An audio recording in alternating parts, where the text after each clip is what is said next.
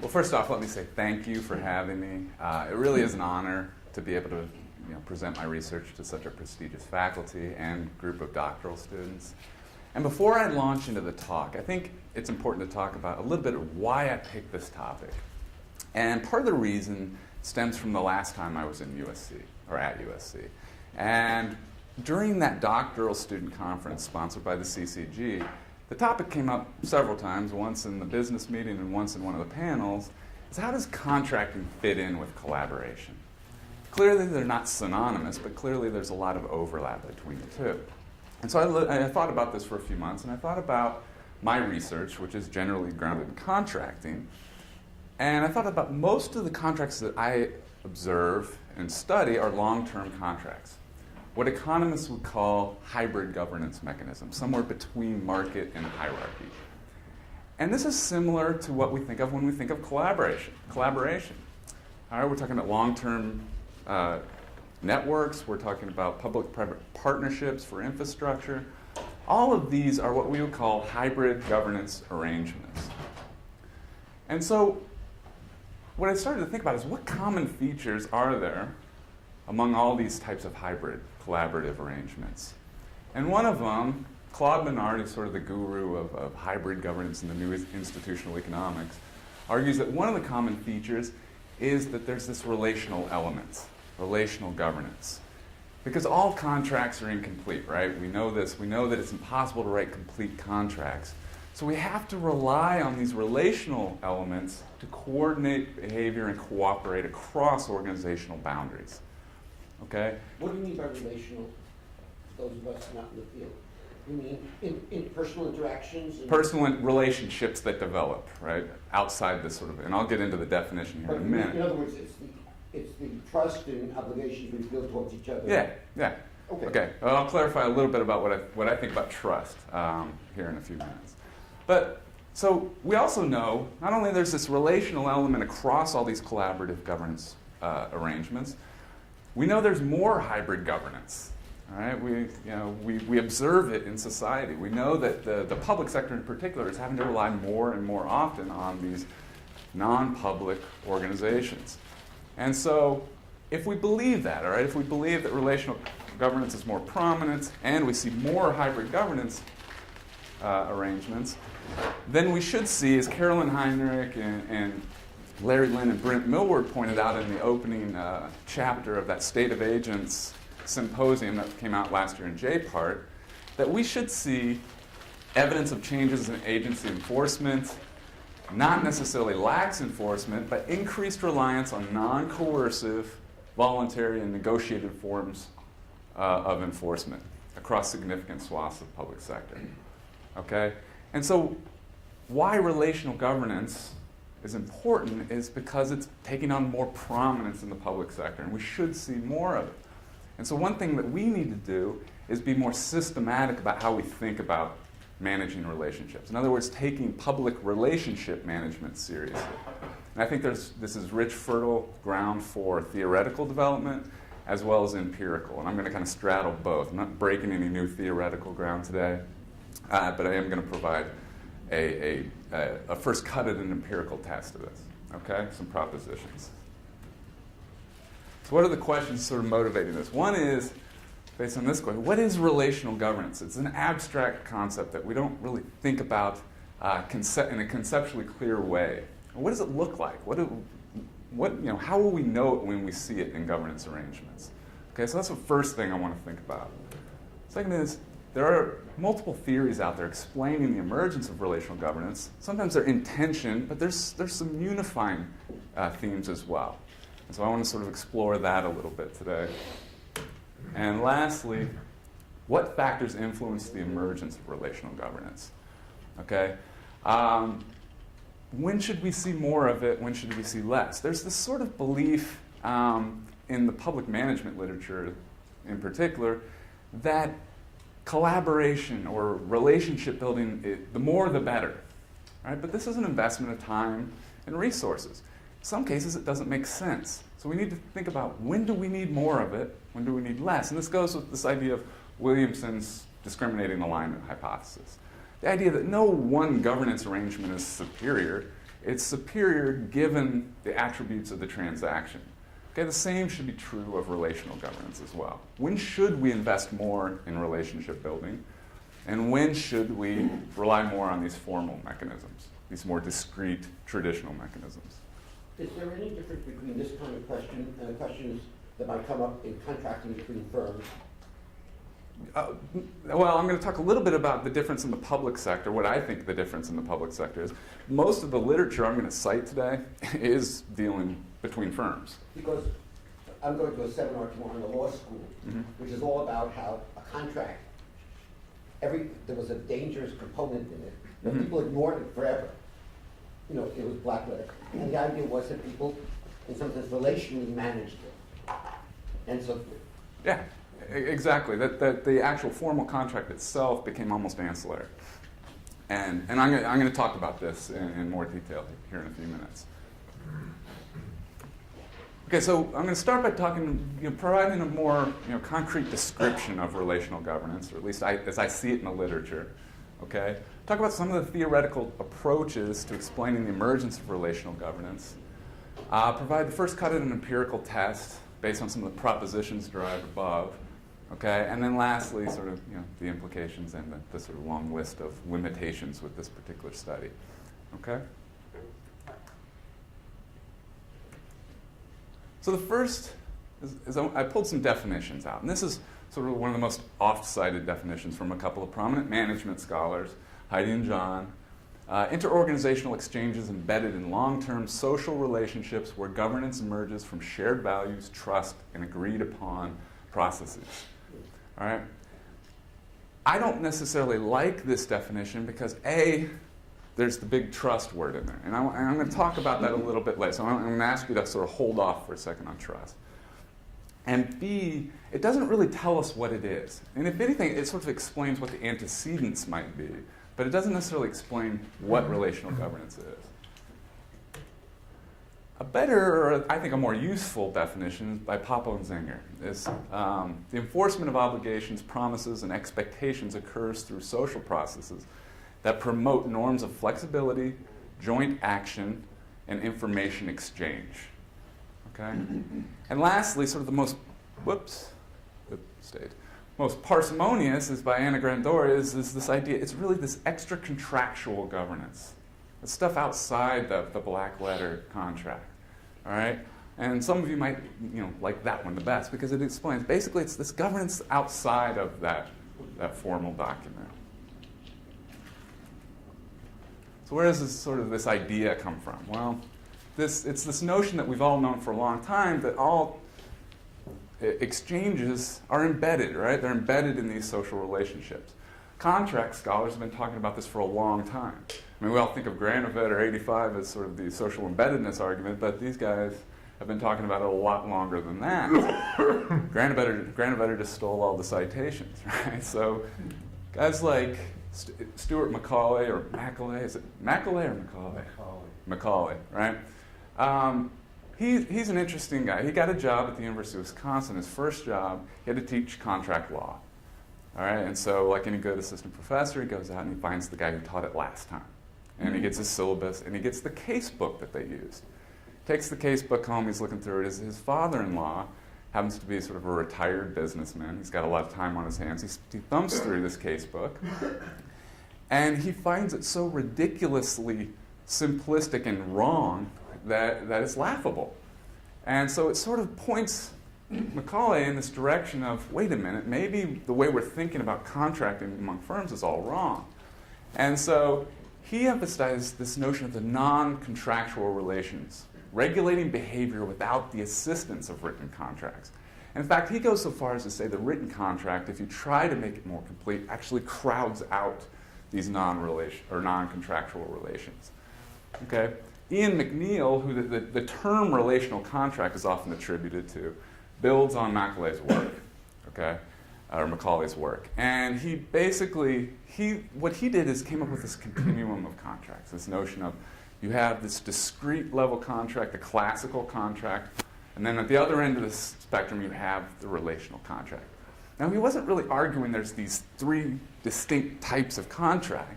He was trying to highlight the relational constitution of all contracts. That some of these longer-term contracts tend to be more relational than more discrete transactions. And Victor Goldberg builds on this as well. Williamson uses McNeil's stuff directly, all right? And he uses relational contracting, particularly in the Economic Institutions of Capitalism, his book from 1985. He points out that relational contracting helps us explain the difference between trilateral governance, governance between two parties that requires a third party for these sort of idiosyncratic exchanges, and bilateral, which relies on relational contracting, where they can work out, they can resolve disputes and negotiate without the help of this third party, this bilateral governance. So why all the fuss? Why does this matter? Well, it goes back to that observation that all contracts are incomplete, and that it's costly to try to write a complete contract. It's costly to engage in some of these formal mechanisms.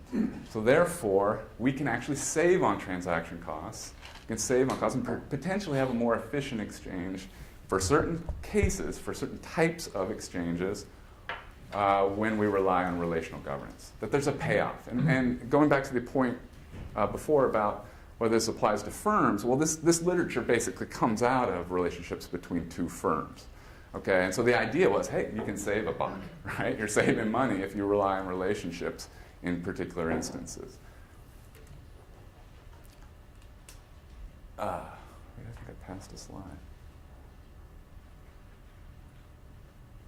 Okay. Well, that is not good. Give me a second here. Wow.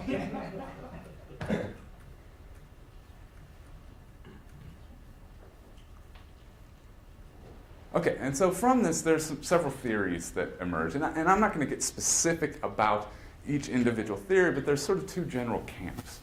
All right, and so two silos, if you will, of theory on this sort of the emergence of relational contracting.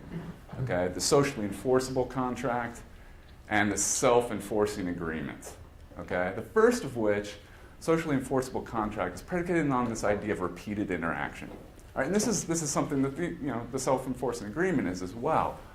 But here the idea is because that they're interacting often, because you have two parties that have repeatedly been engaged in some sort of contractual obligation, they get to know each other, they learn, they have information, all right, and they grow to trust the other party, right? These social bonds lead to sort of norms of proper behavior in the exchange, okay? And this is sort of the Macaulay idea, is it replaces the contract with the handshake. The idea that essentially these relationships are what become important, and the black letter contract becomes just this sort of almost a formality, okay? And the mechanism here is somewhat backward looking, and I'm simplifying this, okay? And I don't mean to do sort of a straw man here, but it's backward looking in the sense that we look back at the previous relationships. We look back and say, what do we think about how this contractor did in this particular case? Should we therefore trust them? Do we think this predicts their behavior in the future? Okay? Now this gets to the idea of trust. All right, trust is a word that's thrown around all throughout the social sciences. It's thrown around often in contracting, and it can be useful, but it's how we define it becomes difficult. All right? An economist would look at trust and they say it's a calculative idea. All right? If being trustworthy pays off, if it's more advantageous to be trustworthy than to not be trustworthy, then you'll engage in trustworthy behavior. Okay? Most of this socially enforceable contract idea is based on the notion that we trust these people. It's got nothing to do with this calculative idea. All right? What I'm going to argue today is that it's not so necessary to think about trust in that classic sense. And it doesn't necessarily need to be in the cynical economist view of this calculative idea, but that we can cooperate without trust. Right? It doesn't necessarily require trust for us to be able to achieve cooperation. Okay? And so that brings me to the second sort of general Trust, then verify. Pardon? Trust, then verify. Trust, then verify, all right. So Craig, you're thinking of trust then as a sort of like a focal point in the coordination game. Yeah. Is that good? Yeah. So the self-enforcing agreements idea, okay, and this comes, admittedly, this comes more from the economist point of view, is the idea that the reason these relational contracts hold up, okay, the reason they work is because future gains outweigh short-run opportunism, all right? So the mechanism is forward-looking, and to jump down to Krebs' idea, it's forward-looking with backward induction, right? You're looking forward and you're saying, is this going to be in our benefit? And if so, all right, if the future is more prosperous than opportunism in the present, then this thing holds together, right? And we don't necessarily have to worry so much about trust. It's about understanding when we're likely to be able to achieve cooperation. All right. Each theoretical tradition, in a sense, is useful, though. I don't want to just sort of throw out the first one because, in some ways, I think the socially enforceable contract helps us think about what relational contracting might look like, right? With these norms in particular, it might help us think about how we might identify it. It's descriptive in the sense that we should see these types of norms if we truly have relational governance. Okay. Whereas I think the mechanism for the self-enforcing agreements is more useful, okay? Because it gets rid of this idea, not gets rid of, that's probably too strong, but it doesn't rest completely on trust, all right? There's more to it. What about the public sector? And this is one of the things I've been thinking a lot about is all of this theorizing, all this literature, for the most part, comes from the for-profit sector. So how does this work in the public sector? And in particular, how does this work when we know that the public sector is highly institutionalized? There's more rules. If you put the FAR on a desk, the federal acquisitions regulations on a desk, it's going to sit about that high, right? I mean, it's a massive document. And so when we're talking about contracting in the public sector, we're talking about a highly rule-bound environment, which is slightly different, okay? We also know it's harder to commit by rule in the public sector. I mean, there are rules on how long contracts can be. All right. Now there's extensions and all sorts of things that go on, and we know there's all sorts of monkey business going on in federal contracting in particular. Okay. But by rule, it shouldn't be going on that way. All right. And so, how does this sort of affect the ability of parties to commit to these sort of relational contracting? Which leads to the next point: how does the political environment affect it? In other words, we would expect that the political environment could influence how public managers make decisions in contracting. And particularly, the political environment, political stability or instability, certainty in the environment might affect the ability of a public manager to be able to engage in some sort of long-term relationship building or long-term relational contract. Okay? So general propositions that I'm thinking about in my empirical test later is that both of these theoretical camps highlight the importance of previous relationship. All right, the socially enforceable contract, previous relationship matters because that's the basis of the trust. You've done well in the past, so we believe you'll do well in the future. Right? For the self-enforcing agreements, the idea is we're getting information from previous exchange. We're getting more information by the fact that we've contracted with you in the past, which helps us calculate the future, right? Exchange hazards, all right? Straight from sort of the classic transaction cost literature here is we would expect that as exchange hazards go up, all right, and I'll be more explicit about what I mean in a little bit, but as exchange hazards go up, as the exchange becomes less contractable, in other words, less likely to be governed by a more formal mechanism, all right, we would expect more reliance than on relational contracting, relational governance, okay? And then political environment. The way I'm going to measure it, so I'll talk about it in the same way, is that when there's more support or political certainty surrounding contracting, it's more likely then that public managers or the public agency is able to enter into a relational contract, okay? Lastly, is this sort of the ongoing debate about whether formal and relational governance are substitutes or complements. Okay? The substitute argument going back to Macaulay is essentially the founder of this idea, is that formal governance tends to crowd out the formation of relational governance. And it causes, the more you try to formalize the agreement, the more box checking that you add, and the more contingency clauses you add to the contract, the more likely it's going to facilitate sort of distrust between the parties. It crowds out that sort of socially enforceable mechanism. The contrary argument is this complement argument, all right? That actually formal governance can set the stage or set the foundation for which relational governance can grow and can prosper. All right, and so I'm sort of a stylized example. I'm a father of 3. They're not quite in school yet, but I hear the homework these days is out of control, so I'm looking forward to it. But one thing I could do with my kids early on is sort of set the standard that I'm going to monitor their homework every night, right? That I am going to be diligent and I'm going to read through their homework every night. Now, I don't necessarily believe that that's going to crowd out, this ability for us to develop a relationship, all right, a trusting relationship, if you will, or some sort of relationship in terms of their education. In fact, it might set the stage, it might set the foundation, it might make the expectations clear early on what's going to happen in this relationship, and it might develop the relationship more, okay? All right, so before I sort of talk about the data and everything, I try to pull together what common themes for when we think about what relational governance would look like, and then more importantly, how I'm going to try to operationalize it, okay, is I went and I looked for ways people had tried to measure it in the past, okay, or talked about it in the past. And there's 3 features that tend to be consistent, right? Collaboration or joint action, right? This notion that the parties come together. There's nothing written in the contract to do this, but they come together to sort of think about joint problem solving, joint planning, things like this. Open communication and information exchange. In fact, Ian McNeil has, his norms of information exchange are critical to his idea of relational governance. This idea that we have these open channels of communication.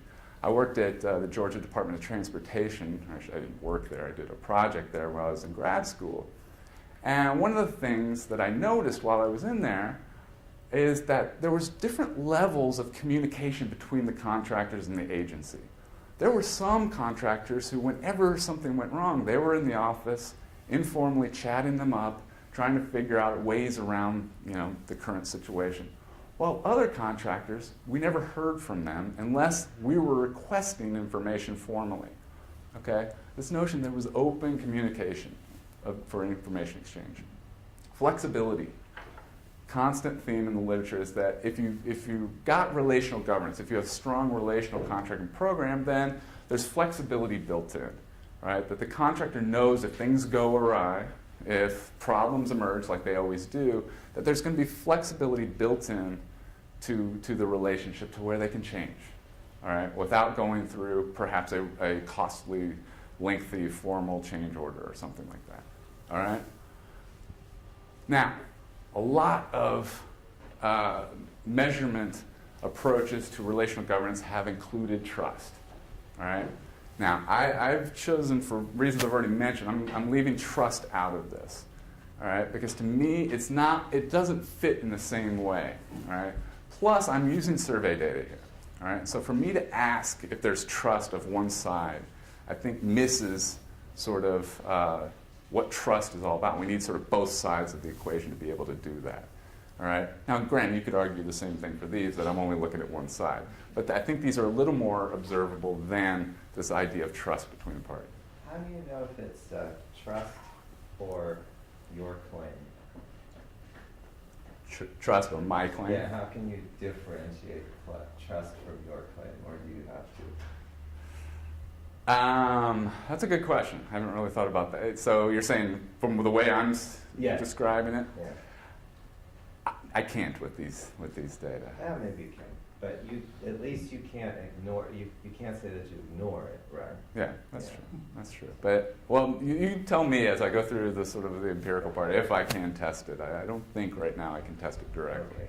So, correct. So these are the at least the first three are three-dimension measuring Yeah. the Yeah. extent of relational. Yes, and I, Is it the yeah, right- but I'm going to treat this as a unidimensional construct for today. All right, it's possible that we could dimensionalize this further and have a second-order construct of relational governance with these three dimensions. For today, I'm treating it as a unidimensional construct. All right, that there's this relational contract sort of driving it in the background. All right, Then you can that's say causing this more latent variable. relational or less, is it like this? Is Yes, and of magnitude. yes, Okay. yeah, okay, and so the data I use, just so since before I show sort of the survey items that I'm going to use, it's the National Local Government Survey of Contract. It's from 2004. It's a little, getting a little dated, but the guy who collected the data has sort of had the data on an embargo for years, and I've just sort of gotten my hands on it finally. It's 439 local governments from across the U.S. All right, the sampling frame was developed from the 2002 ICMA Alternative Service Delivery data set. And I know several of you, I know Jim, you're familiar with this ICMA data set. So what he did is he used that sampling frame, and he has a stratified sample, okay, for these general service categories, all right, that the ICMA used. So his outcome will match the ICMA to a certain degree. Public works and transportation, utilities, public service, health and human services, parks and rec, cultural and arts, and support functions. Okay, so these are the 7 general categories that we're looking at. The relational governance construct that I'm looking at is based on 5 ordinal response items, ranging from strongly disagree to strongly agree. Okay, the alpha is about 0.67. Now, I'm going to point out, I tried this a number of ways, including an item response model that I'm not showing. I have the results from that at the end if you want to see them. I'm learning this technique, so I went with something I'm more comfortable with. And the results hold either way, so if you want to see them at the end, that's fine as well. So it's these 5 items. The first, we'll always work with the contractor to identify problems, okay? Similar question, work with the contractor to solve problems. Okay, we give the contractor considerable discretion to modify its service delivery approach, okay, getting at this flexibility idea. When we encounter difficult circumstances, we do not feel worried or threatened by letting the contractor do what it wants. Okay, once again, getting at this flexibility. And we regularly rely on face-to-face conversations, face-to-face conversations with the contractor. Okay, so these 5 items, treating them as a sort of a unidimensional scale of the relational contracting or relational governance. All right. The independent variables, based on sort of the propositions before, is one is is it a previous contractor? Specifically, is this a previous contractor for this service before with this particular government agency? Okay, it's a 0-1 variable. This isn't great, obviously. I'd love to have more sort of depth to this variable, but it's a dichotomous variable, essentially saying, did you or did you not use this contractor before? About 60% of the contractors in the sample were previous contractors. Okay, but hypothesize that this would be positive, have a positive effect on the development of relational governance. All right. Political support. This is a question from the survey item that asks, or the survey that asks whether or not there is a perceived support from the elected officials, ranging from strongly disagree to strongly agree. Okay, this one is where I'm trying to get at the formal substitute versus complement argument, all right? Now bear with me for a second, because in the public sector, I'm arguing here that the contracts themselves, which usually it's been the contract that's used to test this substitute complement argument, all right? But what I'm arguing is in the public sector, contracts are so full of boilerplate, they're often very standard in how they're written, that perhaps that's not the best metric. Plus, I didn't have the contract for each of these 439. Okay, but what I did have was one formal mechanism of governance, is the idea of monitoring, formal monitoring of the contract. All right, and I have 6 items. Essentially, it's ranging from never to several times a week. Okay, and it's basically inspections of work in progress, inspections of work completed, complaints monitoring, examining contract reports, performance measurement systems, and citizen surveys. Okay, so this scale of the propensity to monitor the contract. All right? And here I'm sort of agnostic, as I don't know, going in, I don't really know, which argument is to support here in the substitute and complement debate. Exchange hazards. All right, the most sort of well-known exchange and most important in the transaction cost framework is this idea of asset specificity. All right, these specific relationship-specific investments, these customizable investments between the parties that lead to hold-up problems between them, and they're highly non-contractable. They're difficult to contract for. All right, and Williamson argues there's generally 6 of these, 6 types. I captured 2 from the survey. Human asset specificity, the technical skills and knowledge of the contractor are unique, okay? And dedicated asset specificity. The service provided by the contractor is highly customized to satisfy our needs, okay? I include variable for measurement. If it's more difficult to observe performance, if it's difficult to measure the quality of the contract, it's hard to sort of write these things into the contract in a formal way. Therefore, we might see more relational governance in this sense. Okay. Same is true for uncertainty. All right. In this case, technical uncertainty. The work performed by the contractor is always affected by unforeseen technical changes and developments. Okay. The idea being, if we can't foresee the future, if we know there's likely to be problems in the future, it's hard to write a more complete contract to take care of these problems in advance. All right, so we might rely more heavily on relational governance. And lastly, supply. All right, here I'm measuring essentially the number of bids that were submitted. Okay, this isn't a perfect measure, obviously, but what I'm trying to get at here is this, the classic Stephen Goldsmith Yellow Pages test. Is there actually a supply of providers out there? Goldsmith argues you should open the Yellow Pages up and see if there's a number of suppliers that provide that service, and if you can find that, then you've got some sort of semblance of a market, which leads to competition and so on. All right. If there are more suppliers bidding for the contract, that's sort of a proxy for there's a stable supply out there. All right. They know there's more information, there's potentially more competition for this particular service, therefore less likely to have to rely on relational governance. Okay? The flip side of this would be that there's supply uncertainty, and then that would lead more to a positive, or supply volatility that would lead to more relational governance. And then I add a few controls here. Obviously, for some of these relationships, they've been in place longer than others.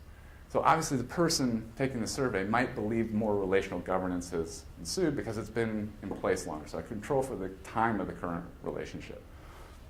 The amount of the contract. I don't have any necessarily reason to believe larger will be more relational or less than smaller, but it seems a reasonable thing to control for at the very least. And lastly, I include the service dummies. All right? To try to capture some of the heterogeneity across these service types, these general service types. Okay? So the basic model here is just that, the empirical model that is that relational governance is a function of previous relationship, the political environment, propensity to monitor, exchange hazards and controls, where we have to argue that the propensity to monitor is an endogenous variable. It's a choice variable, just like this sort of choice to enter into some of these relational governance arrangements. All right? And so I try to instrument for this using 2 survey items. Their technical knowledge of the particular service and their perceived administrative capacity. The idea being that if they know more about the service, if they have a higher level of technical knowledge, they'll be able to more effectively monitor. And if the administrative capacity is this idea, they have the ability, they have the actual organization in place to be able to do it. All right? Both of which are highly correlated with monitoring and not correlated with relational governance. I did do, and I'm going to get into each of the regressions in a second, but I did do a Durbin-Wu-Hausman test.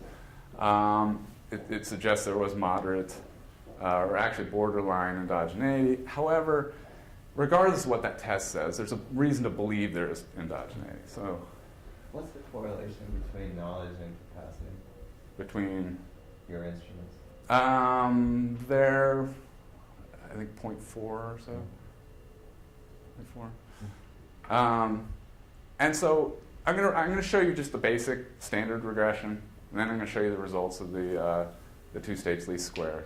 Okay, just because other than the monitoring variable, which actually that doesn't change much, the other variables are pretty robust, and so it just shows that how they change over specifications. Is that the bottom? Yeah. Okay.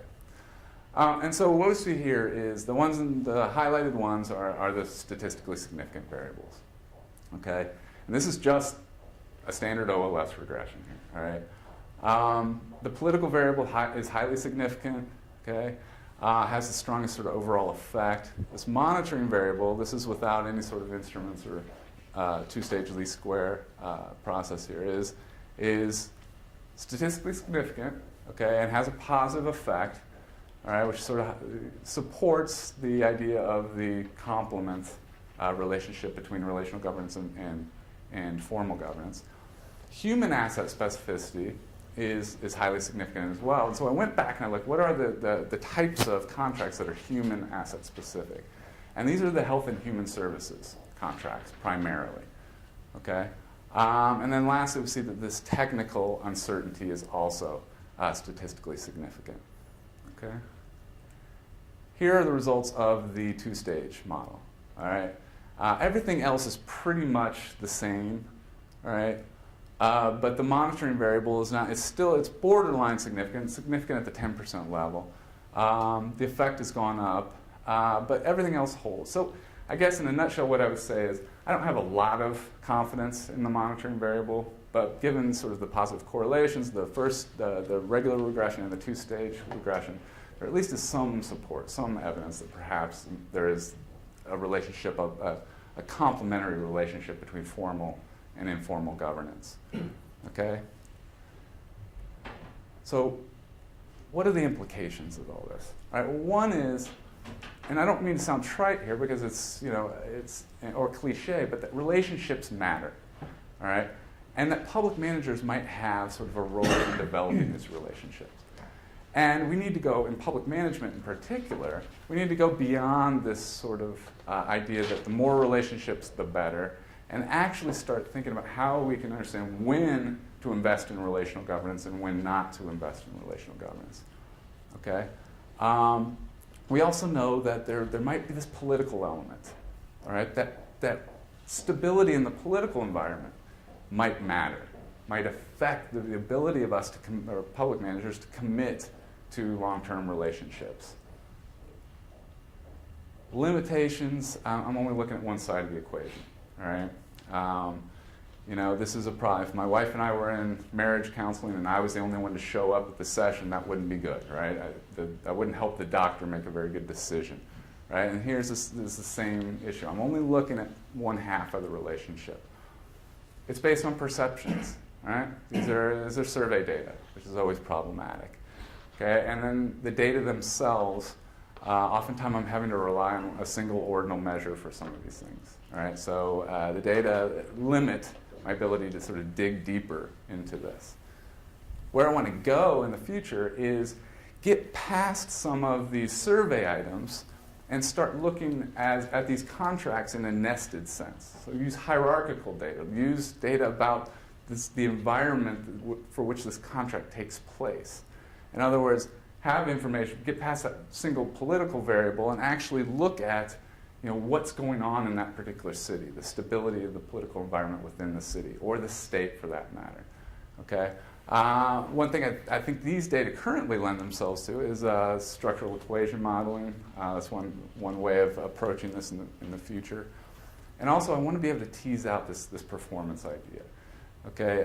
The idea that investing over or under investing in relationships may actually affect performance. Okay, if you invest too much, okay, there might be a performance consequence.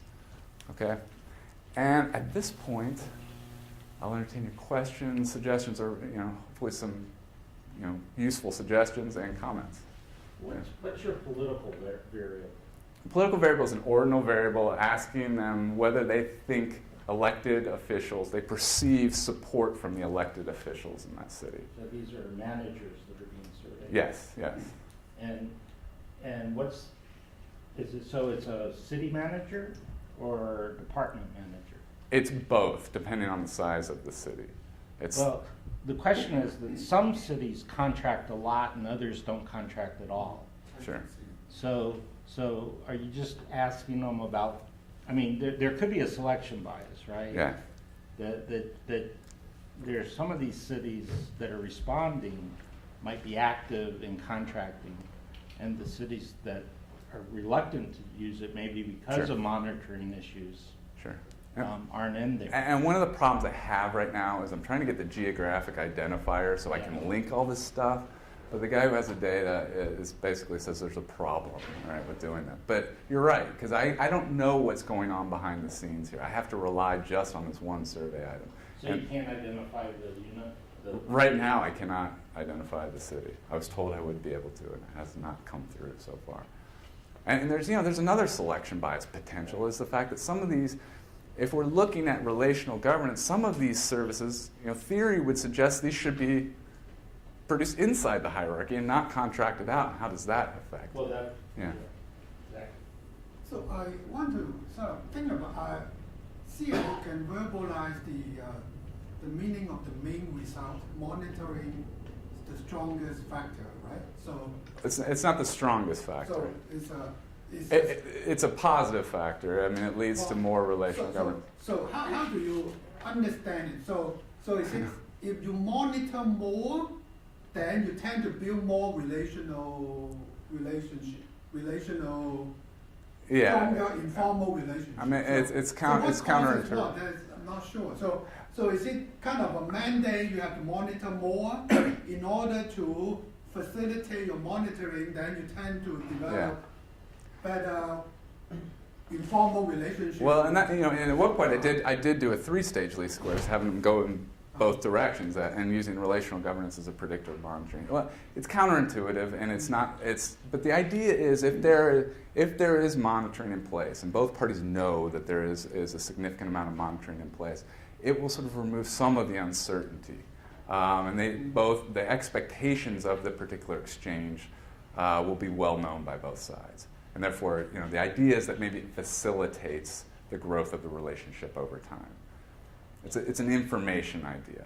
Public managers will have more information to be able to know quality from good quality from bad quality, so that helps them commit to the relationship, and vice versa. The contractor knows sort of what the government's looking for, what they are expecting in this particular exchange. David?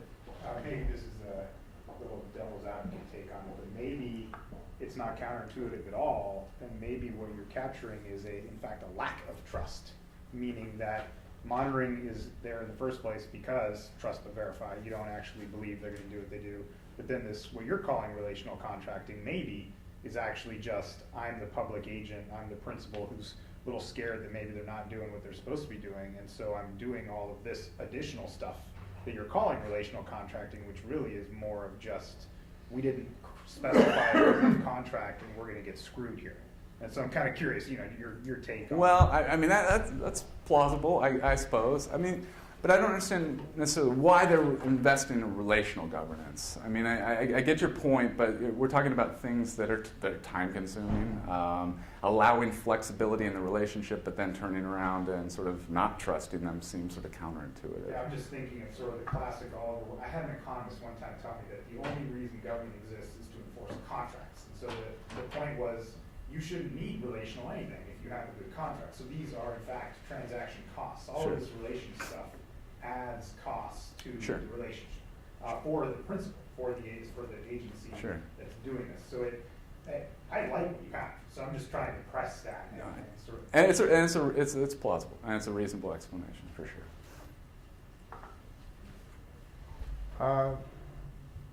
Are there any data sets, surveys, or whatever that might be available, or have you looked for from the other side?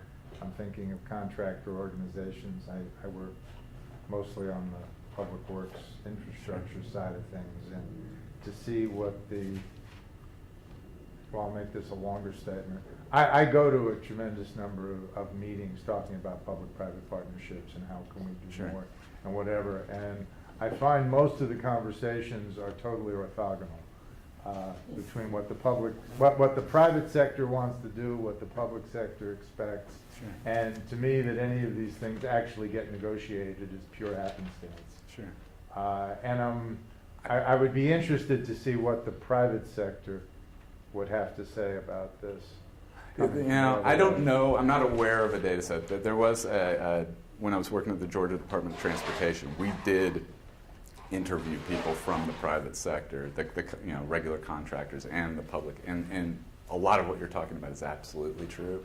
That they're talking past each other, and so you're right. This would be interesting, and this is what I crave in the contracting literature is we need more of this sort of both sides of the equation.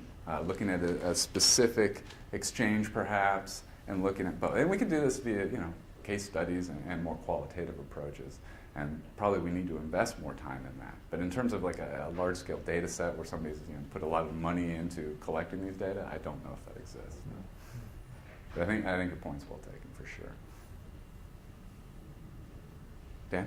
Yeah, listen, I appreciate where you're taking this, and as you were talking, I was thinking of where you began, which is a contextual driver for any of this, which is you said something about the push toward, on our field, talking about the importance of collaboration, about working across public, private, nonprofit sectors. Yeah.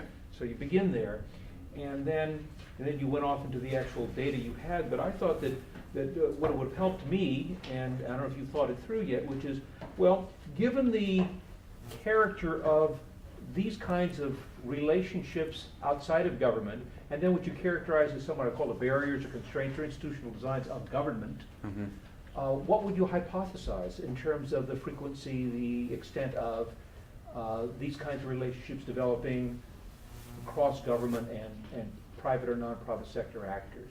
And to that, you go to another comment that was raised about the selection bias. If you could, which is what communities are actually moving in this collaborative way as a governing strategy, then you'd have that in comparison to the other more conventional. Sure.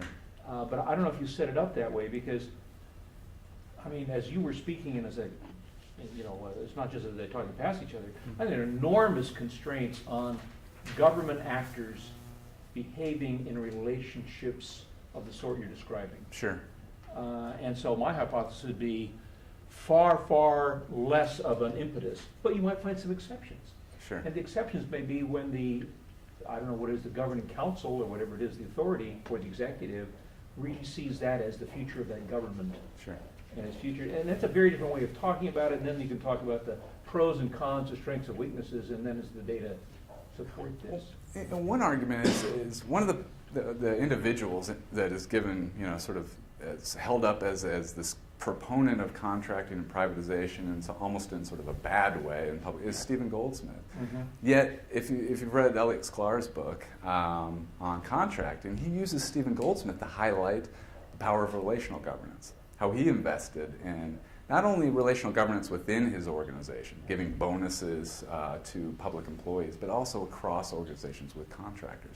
So, and his idea was he totally committed to contracting, and therefore he realized that just this simple market idea of competition, although I used this Yellow Pages test earlier, he knew it was more nuanced than that. He knew it was more nuanced than that, and that he had to develop these relationships over time. So, I mean, that's one example I know of where these things from a public administration point of view, a fascinating question would be, can this actually evolve into be a model for managing public sector services? Sure. An effective model for managing public sector services, which I think the jury is out on still.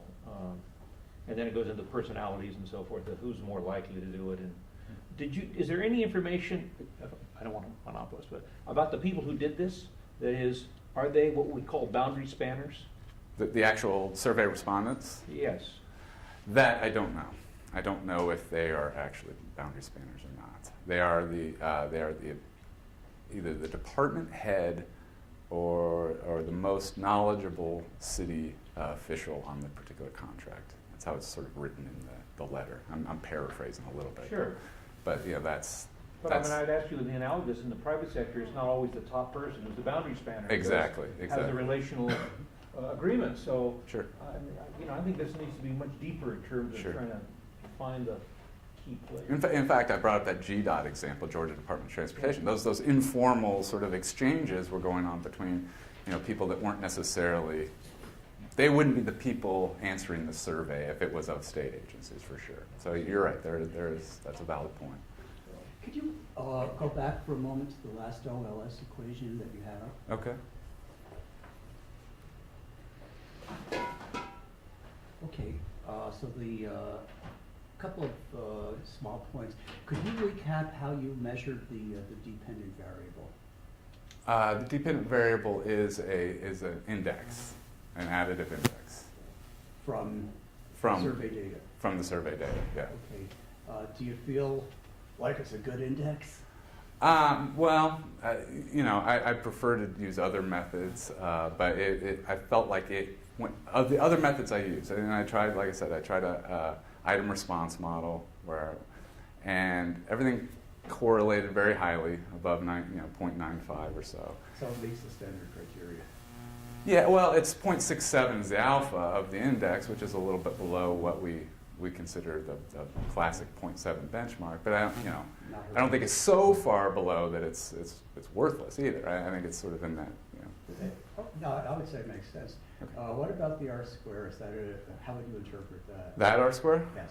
I would interpret it as saying it's pretty low for some survey data, I guess. I wouldn't.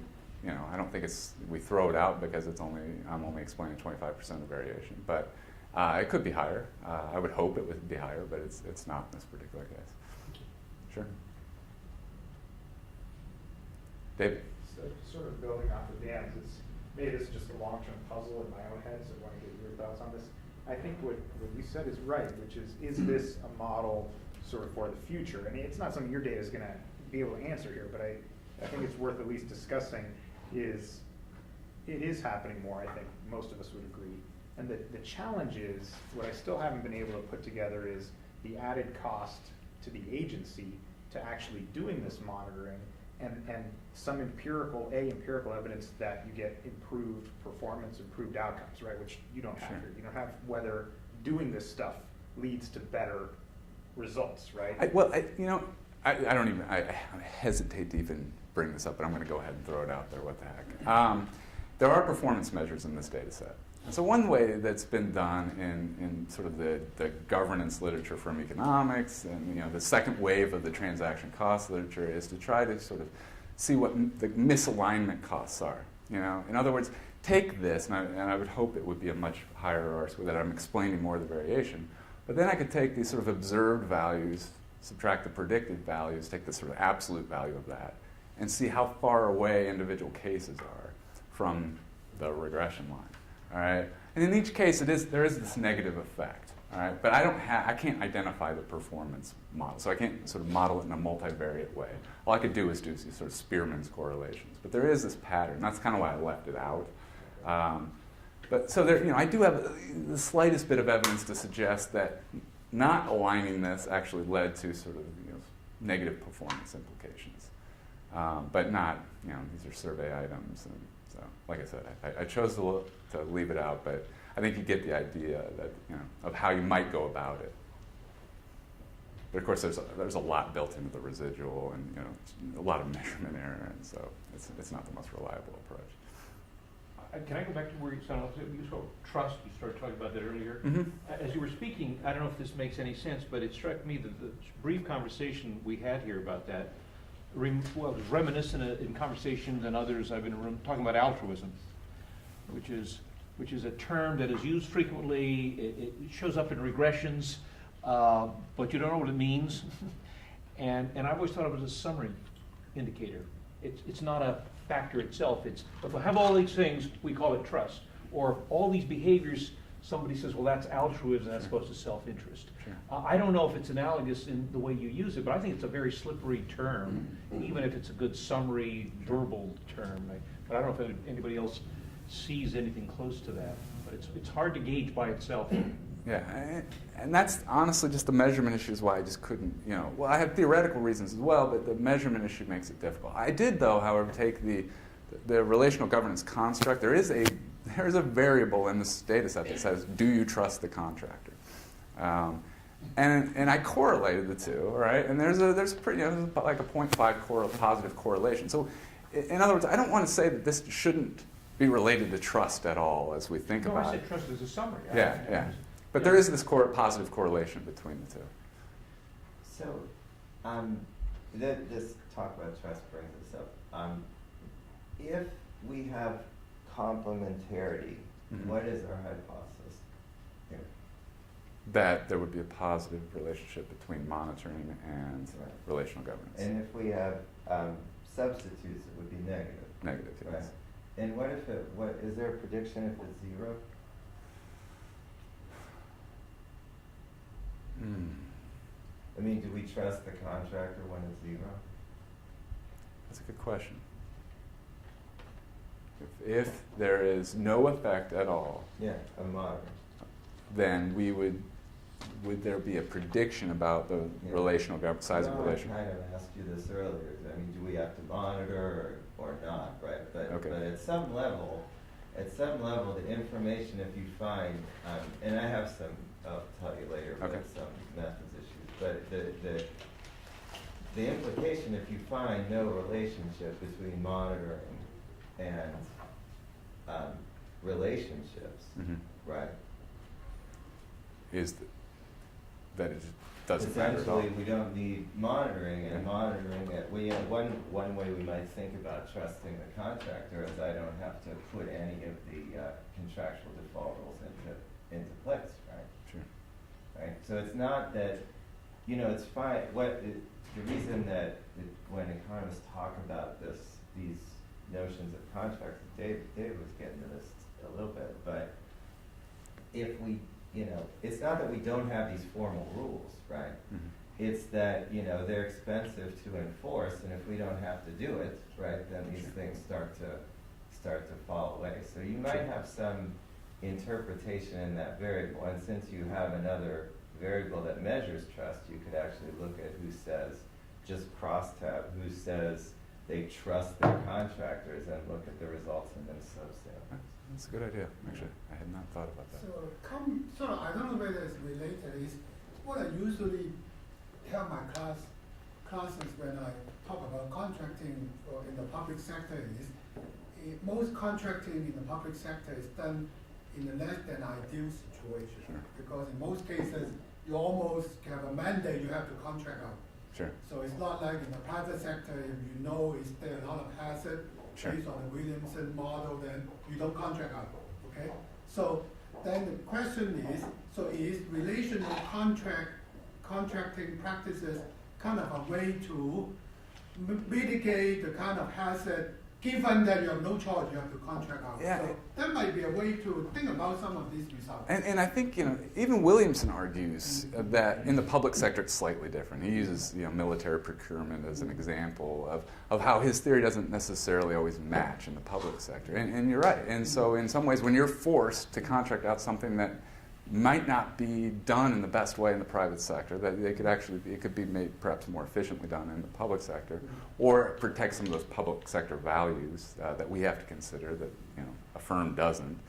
That relation, it's almost like a buffer. It mitigates this idea that you're contracting out something you shouldn't, but here's maybe the best way we can govern that arrangement.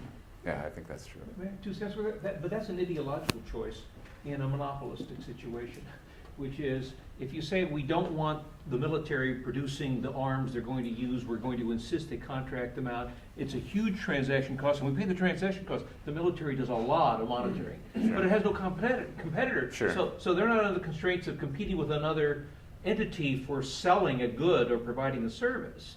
So they're I don't want to say it's really true, but they could be indifferent to the transaction costs. Sure. And that's very different than what you're talking about, I think. Yeah, and there's also implications because of the monopsony character of the Yeah. government as well. Yeah, I agree. I I mean, I think, Jan's point, though, was something I thought about as I was working through this, is that we don't always, my dissertation in part was on this make or buy decision, and it was a difficult dissertation because of these very things you're talking about, that the theory doesn't always hold up like we think it should in the public sector. And so I like this idea that relational governance is one way that we can sort of mitigate those potentially negative effects.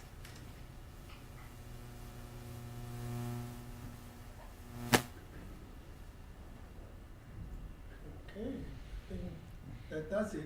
Yeah. Thank you, Greg. Thank you. very Thank much. you.